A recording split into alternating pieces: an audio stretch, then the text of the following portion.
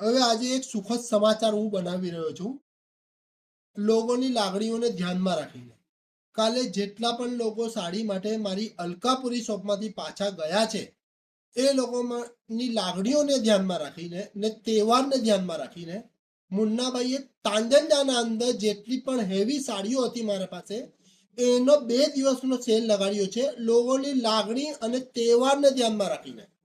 તો એ લોકો પોતાનો સમય બગાડ્યા વગર મુન્નાબાઈની તાંજનજાવાળી શોપમાં આવે અને સારી સાડીઓ, જે મોંઘી સાડીઓ છે, ડિઝાઇનર સાડીઓ છે, તેને મારો નફો નહીં જોઈને લોકો માટે મેં આ સાડીઓનો સેલ 2 દિવસ માટે રાખ્યો છે. તે તો મને બહુ દુઃખ થયું કે ઘણા બધા લોકો સાડીઓ માટે પાછા ગયા છે. તો એ લોકો મારી તાંજનજાવાળી શોપમાં આવે અને સાડીઓ લઈને જાય, કેમ કે તહેવારોને ધ્યાનમાં રાખીને મુન્નાભાઈએ પોતાનો નફો નહીં જોયો, પણ બસ લોકોની લાગણીઓને ધ્યાનમાં રાખીને આ સાડીઓ સેલમાં કાઢી દીધી છે. તો તાંજનજાની શોપમાં આવી જાય, ખાલી સમય 2 દિવસનો છે.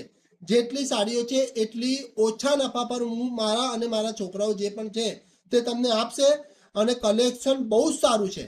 તો જેને સાડીઓ જોઈએ તે ફટાફટ આવી જાય. 2 દિવસનો સેલ છે, સોમવાર અને મંગળવાર તાંજનજાવાળી શોપમાં, જેપી પોલીસ ચોકીના સામે. કલેક્શન તમારા સામે છે. આ બધું કલેક્શન છે, પ્લસ આ બધું કલેક્શન છે. એ ઓછા નફા પર આપી દઈશું લાગણીઓને ધ્યાનમાં રાખીને.